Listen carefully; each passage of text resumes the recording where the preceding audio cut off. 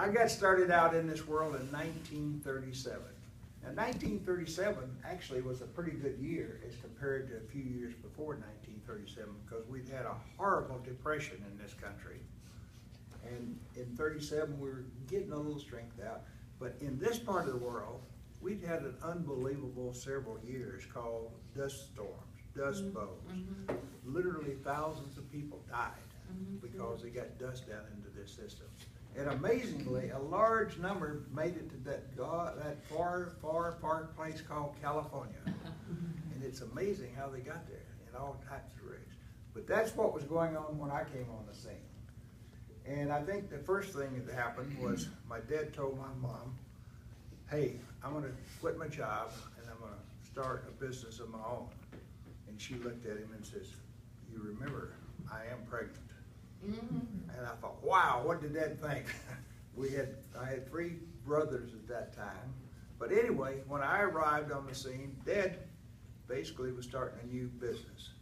And it was a country store, started at a crossroads, with one road going north and south, one road going east and west. And there was a white building, a long narrow building that my dad rented. It had 2 windows in the front with a door, and it was facing the crossroads. That was the entrance to the store. And on the back side, on the rear side, was a couple of windows, a little porch facing the other direction, and that was the entrance to the living quarters. Now, much of my time for the first 5 or 6 years was spent in that white building. And a lot of it was spent in the grocery side of the store because a lot of times my dad would be out doing things and my mom would be basically working, operating the store. And there would always be people around this pot-bellied stove. They were always talking. They were talking politics. They were talking whatever was going on. And that happened right up, every day. When I was 3, 4, 5 years old, I was around that pot-bellied stove, listening, seeing what was going on. About 30 years later, I started reading articles in magazines. And actually, I think I read a book that said all of us human beings are programmed within the first 5 years of our life to react to life based on the adults around us, what those people that we're saying and doing. And we were looking up with big eyes and big ears, and so we learned how to react to life. And that frightened me. Why? Because by that time I was 35 years old and I started thinking back to those people that were staying around that stove. And there was some interesting characters. One of them, the most outspoken of the group, had a reputation of being the best bootlegger in the county. He had a reputation. And here I am, 35 years old, thinking back to the fact that, my goodness, he probably had a strong influence on my programming. So at that time, I was honest. I told my friends, hey, I've just realized that, I was programmed by the time I was 5 years old. And I react to that programming. So if I start doing or saying something stupid, when you say or do something stupid, just remember that I was programmed by a bootlegger. When I was about 5 years old, I realized that we were doing something in the country that was unusual. We were at war called World War II. And it had an unbelievable influence on our little neighborhood called Oak Grove.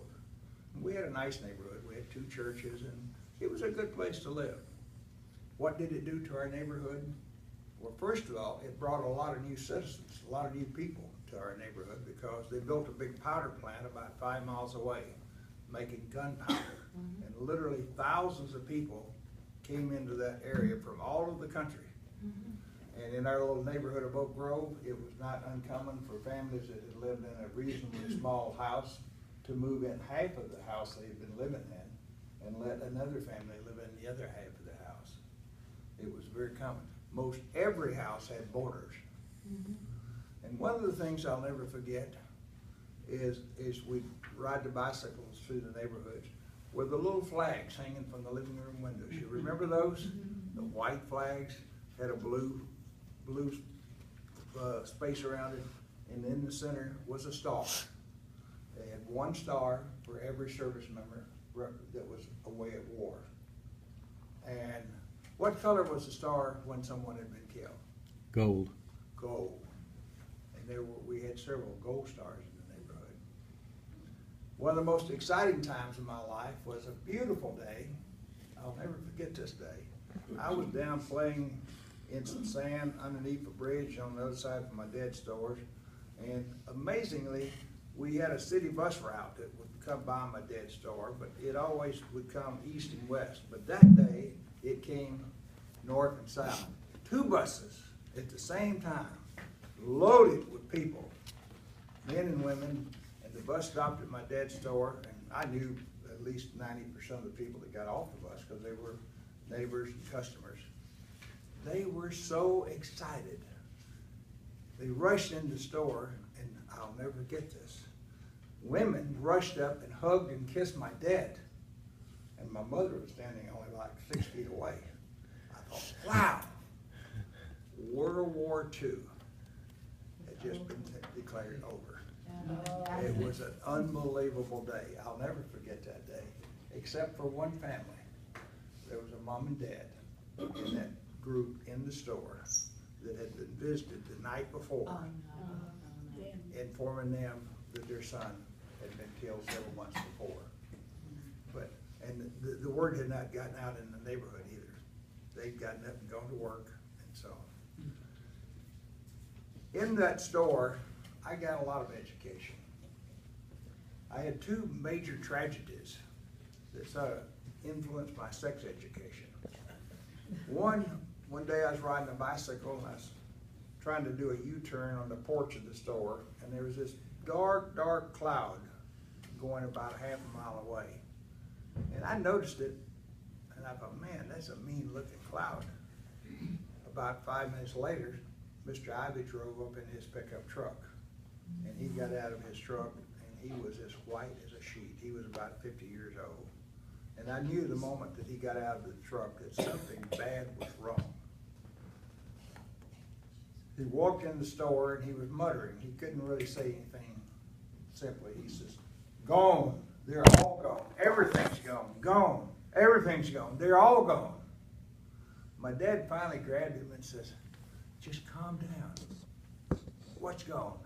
And finally, out of his words, out of his mouth came, "Tornado." Tornado. So we all jumped in the pickups, and I guess there was a half a dozen of us, and we rushed down to his beautiful farm place. And I can always remember as we pulled in, and he had one of the most beautiful farms around, had a nice house, nice barn.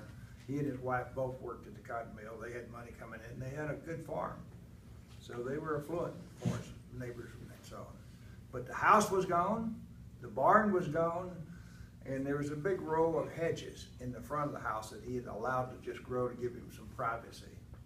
And about the time I was getting out of the truck, something fell out of the hedge.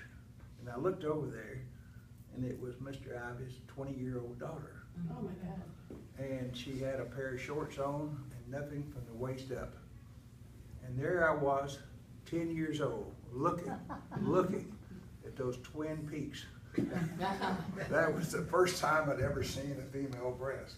Man, that was, but he wasn't very attractive because she was bloody.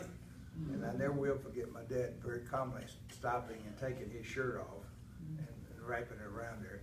And that was a big deal because my dad had an injured arm. He always wore long sleeve shirts because he had an arm that was deformed. He had a horseback accident when he was a teenager. The second incident that was a tragedy that sort of helped educate me was one of the neighbors came home from his job. He was a long-haul truck driver, and he came home one day about 10 o'clock in the morning.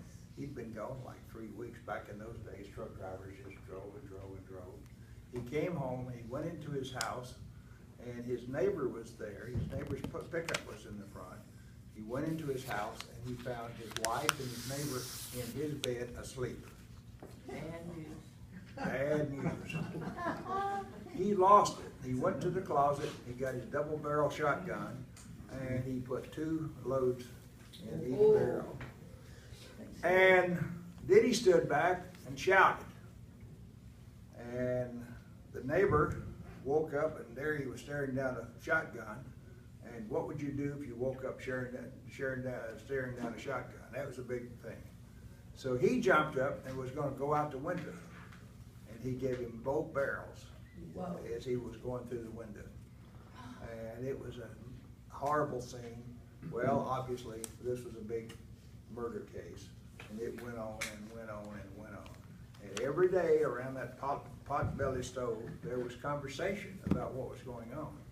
And as the trial was going on, they were talking about the fact that, hey, every time he was out of town, that pickup truck was in front of the house. And that was a big news because the wife had taken the position that he had come into the house and he had raped her, and she was just so tired she couldn't get out of bed. That was her story. And she's sticking to it, right? Day after day after day, little old Jerry finally started listening and listening and listening, and guess what? I came up with a conclusion that a woman has something that a man wants, and a man has something that a woman wants, and somehow, some way, this can get to be really violent. I could go on and speak for hours and hours about my